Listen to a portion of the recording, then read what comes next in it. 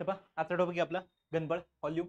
अतिशय सोपा टॉपिक म्हटलं तरी चालेल. जसा क्षेत्रफळ या टॉपिकचा आपला आणि त्याचा संबंध येतो, रिलेशन येतं डेली लाईफ सोबत, तसं घनफळ या टॉपिकचं सुद्धा आपल्या जीवनासोबत रोजचं कनेक्शन आहे. म्हणजे आपल्या टाकीत पाणी किती बसेल, बरोबर आहे, घर बांधायला विटा किती लागतील, बरोबर आहे, घराला कलर द्यायचा आहे, अशी वेगवेगळी छोटी मोठी जे प्रॉब्लेम आहे ते आपल्या ह्या टॉपिकशी रिलेटेड आहेत.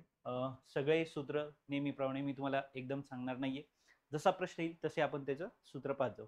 जसं आपण क्षेत्रफळ या टॉपिकमध्ये पाहिलं होतं का, प्रश्न आल्यानंतर त्याचं सूत्र पाहिलं, तसं आपण घनफळ ह्या टॉपिकमध्ये म्हणजे व्हॉल्यूम या टॉपिकमध्ये जसा प्रश्न येईल तसं तसं आपण त्याचं सूत्र पाहू. म्हणजे एका वेळी एक सूत्र पाठ होईल.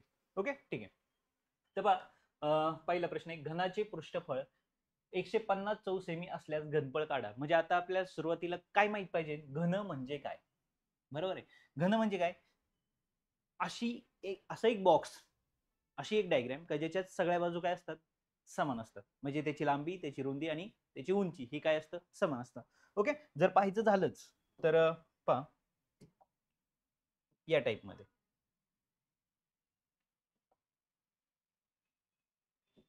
ठीक आहे. हा काय झाला, घन झाला. ओके, म्हणजे त्याची लांबी, ओके, त्याची उंची, ही त्याची काय झाली लांबी, ही काय झाली त्याची रुंदी आणि ही काय झाली त्याची उंची. ह्या तिन्ही गोष्टी काय असणं, सेम असणं, याला काय म्हणतो आपण, घन म्हणतो. म्हणजे तुम्ही याला कसाही टाकला तरी हा काय असतो, सरळच असतो, कारण सगळ्या बाजू काय असतात त्याच्या समान असतात. आणि जर हा कसाही टाकला तरी सरळ. आता याला किती पृष्ठभाग आले, याला किती पृष्ठभाग आले पहा. एक भाग त्याचा कोणत्या आकाराचा असणार आहे, हा जर घन आहे तर याचा एक भाग कोणत्या आकाराचा असणार आहे, चौरस आकृती. चौरस म्हणजे काय, चौरस म्हणजे काय, कोणती डायग्राम झाली, चौरस म्हणजे स्क्वेअरची डायग्राम. म्हणजे जर तुम्ही इथं पाहिलं तर याची एक डायग्राम या टाइप मध्ये झाली, बरोबर ना. एक भाग त्याचा काय असणार आहे, हा असणार आहे या टाइप मध्ये. म्हणजे काय झालं, हा कोण आहे, हा आहे चौरस, चौरस स्क्वेअर. मग याचं क्षेत्रफळ सूत्र काय, याचं जर तुम्हाला क्षेत्रफळ, आता याच्यात सगळ्या बाजू काय असतात, समान असतात. जर याच्या सर्व बाजू समान आहे तर याचा एरियाचा फॉर्म्युला काय झाला, याच्या एरियाचा फॉर्म्युला म्हणजे काय, क्षेत्रफळाचा फॉर्म्युला. याच्या क्षेत्रफळाचा फॉर्म्युला झाला साईडचा स्क्वेअर, म्हणजे आपण त्याला काय लिहितो, ए स्क्वेअर, बाजूचा वर्ग. हा, बरोबर. मग असे इथं किती क्यूब तयार, म्हणजे हा क्यूब बनत असताना किती भाग तयार झालेत. ओके, जर तुम्ही नीट बारकाईने पाहिलं,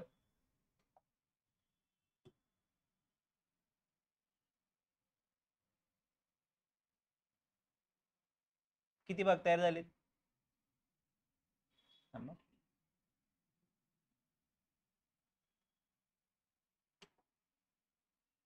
पहा. एक भाग, बॅक साईडचा 2, हा 3, समोरचा 4, वरचा 5 आणि खालचा किती, 6. म्हणजे किती स्क्वेअर आहे तिथं, 6 स्क्वेअर. म्हणजे याचा टोटल एरिया, याचा टोटल सरफेस एरिया, ओके, पृष्ठफळ, ज्याला आपण काय लावू शकतो, हात लावू शकतो, बरोबर आहे. ज्या भागाला आपण काय लावू शकतो, हात लावू शकतो. एक पेटी आहे किंवा एक बॉक्स आहे, ज्याच्या किती भागांना उभे किती पृष्ठ असणार आहेत, 4, एक तळ आणि एक वरचा भाग. ओके, म्हणजे असे टोटल 6. म्हणजे याचा जर पृष्ठफळ विचारलं ह्या डायग्रामचं तर ते काय होणार आहे, 6a चा वर्ग. का, कारण एका भागाचं काय सूत्र, ए वर्ग, बाजूचा वर्ग. अशा किती भाग आहेत, 6, म्हणून 6 बाजूचा वर्ग. म्हणजे ह्या घनाचे पृष्ठफळाचं सूत्र काय झालं, घनाच्या पृष्ठफळाचं सूत्र काय, 6 बाजूचा वर्ग. बाजू म्हणजे मी ए लिहितो या ठिकाणी. आणि हे दिलं असताना तुम्हाला काय विचारलंय, घनफळ. घनफळ म्हणजे काय, घनफळ म्हणजे काय, या बॉक्समध्ये किती पाणी बसेल, या बॉक्समध्ये किती हवा बसेल. मग ते काढायचं असेल तर आपल्याला काय करावं लागतं, क्षेत्रफळासोबत त्याला कशाने मल्टिप्लाय करावं लागतं, त्याला गुणावं कसं लागतं, उंचीने गुणावं लागतं. क्षेत्रफळ म्हणजे काय, हा पूर्ण बेसचा पार्ट, हा काय आला, बेसचा पार्ट. ओके, याला जेव्हा तुम्ही उंचीनी गुणता, उंचीनी याला काय करता, मल्टिप्लाय करता. लक्षात येते तुमच्या. ओके, जेव्हा तुम्ही त्याला उंचीनी गुणता तेव्हा ते काय मिळतं तुम्हाला, घनफळ मिळतं. काय मिळतं, घनफळ. म्हणजेच काय म्हणतो आपण त्याला, व्हॉल्यूम म्हणतो. ओके, ठीक आहे. म्हणजे या भागाला आता याचा जर एरिया पाहिजे ठरलं तर काय झालं, याचा एरिया काय, ए स्क्वेअर. आणि याची साईड पण काय, एच आहे. म्हणून ए स्क्वेअरला परत एनीच मल्टिप्लाय केलं तर काय झालं, ए चा क्यूब, म्हणजे बाजूचा घन. ए म्हणजे आपण इथं काय वापरले, बाजू वापरली. मग बाजूचा घन, घनफळ म्हणजे काय असणार आहे, ए चा क्यूब, बाजूचा घन. म्हणजे हे काय झालं, पृष्ठफळ, आणि हे काय झालं, घनफळ. अंडरस्टँड इथपर्यंत? ठीक आहे. मग आता आपल्याला देताना काय दिलंय त्यांनी, आपल्याला दिले पृष्ठफळ. पृष्ठफळ किती दिले, 150. ओके. आता मला जर घनफळ काढायचं असेल तर मला काय माहित पाहिजे, ए माहित पाहिजे, बरोबर. म्हणजे इथं मी काय लिहितोय, पृष्ठफळ. ओके. पाहता इथं काय झालं, 7 इकडे जाऊन काय होणार आहे, डिवाइड. म्हणजे ए चा वर्ग बरोबर इकडे किती आले, 150 भागिले किती आले, 6. ए वर्ग बरोबर 6 भागलं, 6 दुने 12 उरले 3, 6 पंचे 30, म्हणजे ए बरोबर किती आले, 5.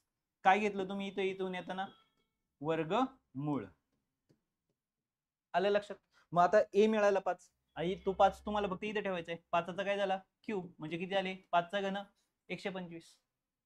आता हे जे घनफळ असतं हे घन सेंटीमीटर मध्ये असतं. कशात असतं, हे जसं चौसेमी मध्ये असतं. चौसेमी का, इथं किती वेळा गुणाकार होतो, 2दा, म्हणून चौसेमी. ओके. आणि इथं गुणाकार किती होतो, क्यूब आहे, म्हणजे किती वेळा होतो, 3 वेळा, म्हणून घनसेमी. लक्षात आलं. ओके. म्हणजे तुमचं जो घन आहे त्याचं घनफळ किती झालं, त्याचं घनफळ किती झालं, 125 घन सेमी. म्हणजे आपल्याला दिलं होतं पृष्ठफळ, पृष्ठफळावरून आपण काय काढून घेतली, बाजू काढून घेतली, आणि ती बाजू आपण घनफळाच्या सूत्रामध्ये ठेवली. लक्षात आलं. म्हणजे तुम्हाला इथं 2 सूत्र पाठ झाली पाहिजे, 3 सूत्र आपण इथं पाहिली. काय, चौरसाचं क्षेत्रफळ बाजूचा वर्ग, त्यानंतर घनाचं पृष्ठफळ 6 बाजूचा वर्ग, बरोबर आहे. आणि जर त्याचं घनफळ काढायचं असेल तर आपण काय म्हणतोय, त्याचं घनफळ काय, बाजूचा घन. लक्षात आलं. ही किती सूत्र पाहिली आपण या ठिकाणी, 3 सूत्र पाहिली. ओके. आता त्याच्या पुढचं प्रश्न पहा. काय, 5 मीटर लांब, 2 मीटर खोल आणि 3 मीटर रुंद खड्डा खोदल्यास त्यामधून किती माती निघेल. म्हणजे आता कोणता भाग आला. ओके. पहा इथं लांबी वेगळी आहे, त्यानंतर लांबी किती आहे, 5, त्यानंतर रुंदी किती आहे, खोली सॉरी, आणि रुंदी किती आहे, 3 मीटर, खोली किती आहे, 2 मीटर. म्हणजे सगळे भाग काय काय आहेत, वेगळे.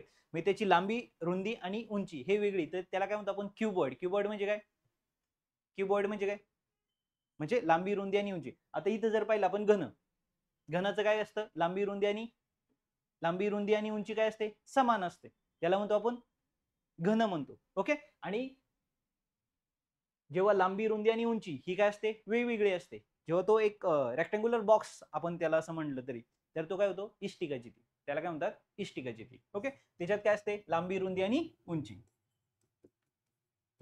घरातलं कपाटा ठेवलं तरी चालेल,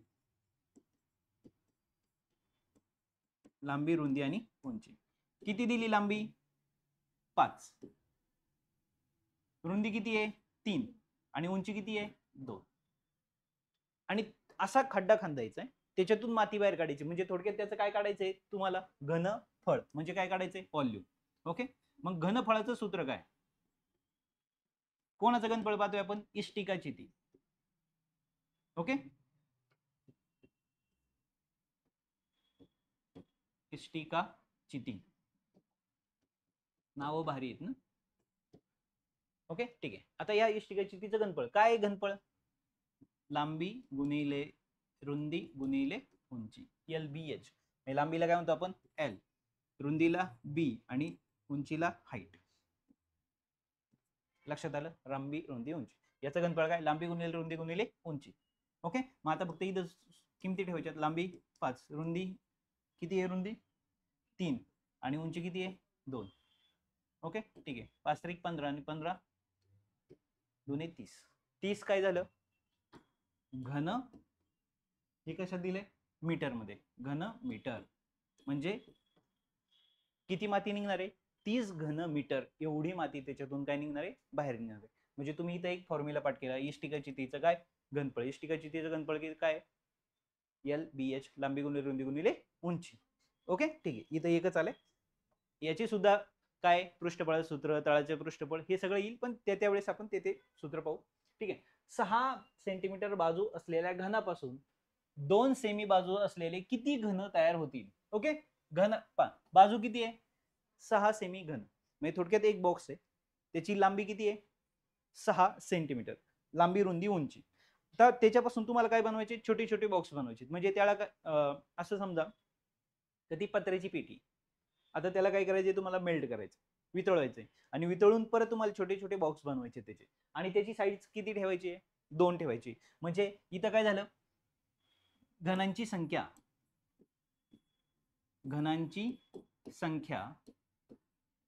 बरोबर काय होईल, मोठ्याचं घनफळ, जी मोठी डायग्राम आहे ना, मोठ्या घनाचे घनफळ, मोठ्या घनाचे घनफळ भागिले काय असणार आहे, छोट्या किंवा लहान घनाचे घनफळ. पहा, घन कसाही असलं तरी त्याचं सूत्र काय, साईडचा घन. ओके, मग किती आहे, 6चा घन, आणि इथं काय येणार आहे, इथं काय येणार आहे, 2चा घन. याचाच अर्थ असा लिहू शकतो का आपण, 6 गुणिले 6 गुणिले 6, आणि खाली काय 2 गुणिले 2 गुणिले 2, बेकबे बेत्रिक 6, बेकबे बेत्रिक 6, बेकबे बेत्रिक 6, म्हणजे काय आलं रे, 3चा घन आला ना थोडक्यात. 3चा घन किती, 27. लक्षात आलं, घनांची संख्या किती होईल, 27. म्हणजे तुम्ही लक्षात घ्या, 6 सेंटीमीटर बाजू असलेला एक पेटी आहे, ती जर मेल्ट करून तुम्हाला काय करायचं असेल, छोटे बॉक्स बनवायचे असतील, तर त्या बॉक्सची लांबी उंची किती ठेवायची आहे, 2 सेंटीमीटर लांबी, रुंदी, उंची, असे घन बनवायचे असेल तर ते किती होणार आहे, 27 होणार. मोठ्या घनाला छोट्या घनफळाने आपण काय केलं, भागलं. ओके, लक्षात आले. आणि घनाच्या घनफळाचं सूत्र काय, घनाचे घनफळ बाजूचा घन. Okay, L cube. त्यानंतर घनाची बाजू दुप्पट केली असता घनफळ किती पटीत वाढते. घनाची बाजू काय करायची आहे, दुप्पट करायची. ओके, आता घनाची बाजू दुप्पट करायची म्हणजे काय, घनाचं घनफळ काय, पहा, जर त्याची बाजू, आता हा एक घन आहे, ओके, घनाची डायग्राम माहिती आहे तुम्हाला.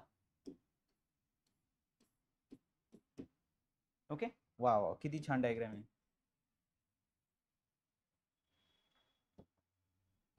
पहा आता, एवढी चांगली डायग्राम असताना आपण, ठीक आहे, हा घन आहे. आता याची बाजू काय करायची, आपल्याला दुप्पट करायची. जर याची बाजू दुप्पट करायची असेल, फॉर एक्झाम्पल या टाइप मध्ये आपण एक घन काढलं, बाजू काय केली दुप्पट, तर याचं घनफळ आणि ह्या घनफळात कितीने वाढ झालेली असेल, असं त्यांचं म्हणणं आहे. आता पहिल्याची साईड माहिती आहे का तुम्हाला, नाही, मग तिला काय केलं आपण, समजा एच मानलं, मग घनाच्या घनफळाचं सूत्र काय, घनाच्या घनफळाचं सूत्र काय, हिची साईड किती आहे, हिची साईड किती आहे, ए. ओके, मग घनाचे घनफळ, घनाचे घनफळ काय, घनाचे घनफळाचं सूत्र बाजूचा घन. आता बाजू काय केली मी, दुप्पट केली, म्हणजे याची बाजू किती असणार आहे, आता ही सगळीच बाजू वाढणार आहे. खरं तर ही डायग्राम मी थोडीशी चुकी, कारण इथं रुंदी काय झाली, थोडी कमी आलेली आहे. ओके, ठीक आहे. पहा, आता दुसरा जो घन आहे याची बाजू किती असणार आहे, दुप्पट, 2 आहे. बरं, आता त्या घनाचं घनफळ काय होणार आहे, 2a चा घन. मग 2a चा घन काय झाला, 2 चा घन 8, आणि a काय घन, म्हणजे थोडक्यात किती पटीने वाढलं रे, कितीनी, आधीच्या घनफळाला कितीने इथं गुणावं लागतंय, 8ने, म्हणजे किती पटीत वाढलं ते, 8 पटीत वाढलं. घनाचं घनफळ किती पटीत वाढलं, 8 पटीत वाढलं, 8 पटीत. ए घन, इथं पण ए घन, पण ह्या ए घनाला किती निघून लिहिले तुम्ही, 8 निघून लिहिले. म्हणजे हा घन पहिला वाला आहे आणि हा घन दुसरा वाला आहे. काही बाजू काय केलेली, त्याचे दुप्पट केली. आले लक्षात, समजले नक्की. त्यानंतर आलो आपण पुढच्या प्रश्नाकडे. काय दिले, एक शंकू ची उंची 9 सेंटीमीटर आणि त्रिज्या 7 सेंटीमीटर आहे, तर घनफळ काढा. पहा, शंकूची उंची, शंकू काय डायग्राम आहे ती, शंकूची डायग्राम, आईस्क्रीम खाता ना, दॅट्स इट. पहा, हा काय तुमचा शंकू. आता जर मला या शंकूचं काय काढायचंय, घनफळ काढायचंय, शंकूचं मला काय काढायचंय, घनफळ. शंकूच्या घनफळाचं सूत्र काय आहे, शंकूच्या घनफळाचं सूत्र आहे 1/3 पाय आर वर्ग एच. हे कोणाचं घनफळ आहे, शंकूचे घनफळ. शंकूचे काय लिहिलं आपण इथं, घनफळ. शंकूच्या घनफळाचं सूत्र 1/3 पाय आर वर्ग एच. ओके, ठीक आहे. 1/3 पायची किंमत किती, 22/7. आर किती, त्रिज्या किती आहे, 7, गुणिले उंची किती आहे, 9. आणि इथं काय 7चा वर्ग, बरोबर. म्हणजे आता इथं काय झालं, 7चा वर्ग असल्यामुळे आपण असं लिहायचं का 7 गुणिले 7, 7 गुणिले 7. मग एका 7ला एक 7 निघून गेला, इथं काय लिहायचे राहिले 9, 3 एक 3, 3 त्रिक 9, म्हणजे इथं कोण राहिलं 22 गुणिले 7 गुणिले 3, बरोबर. म्हणजे इथं किती 22 त्रिक 66 गुणिले किती आले 7. त्यानंतर इथं 7 सकून 42, 4 7 सकून 42 आणि 4 46, म्हणजे किती आले 462, 462 घन सेमी. म्हणजे याचं काय झालं व्हॉल्यूम, याचं घनफळ, शंकूचं घनफळ.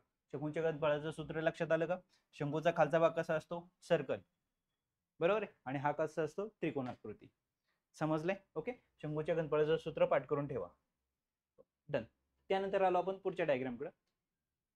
12 सेंटीमीटर त्रिज्या असलेल्या गोलापासून 2 सेंटीमीटर त्रिज्या असलेले किती गोल तयार होतील. गोल म्हणजे काय, पूर्ण एक भरीव गोळा. ओके. जर त्याची डायग्राम पाहिजे ठरलं तर इथं पहा, हा गोळा आहे. ओके, ठीक आहे. आता हा जो गोळा आहे, हा गोळा कसा आहे भरीव आहे. आता हा गोळा वितळून परत तुम्हाला काय करायचे, छोटे गोळे तयार करायचे. मग अशीच आपण पाहिलं होतं, काय करतो आपण, मोठे घनफळ भागिले काय करतो आपण, छोटे घनफळ किंवा लहान घनफळ. ओके.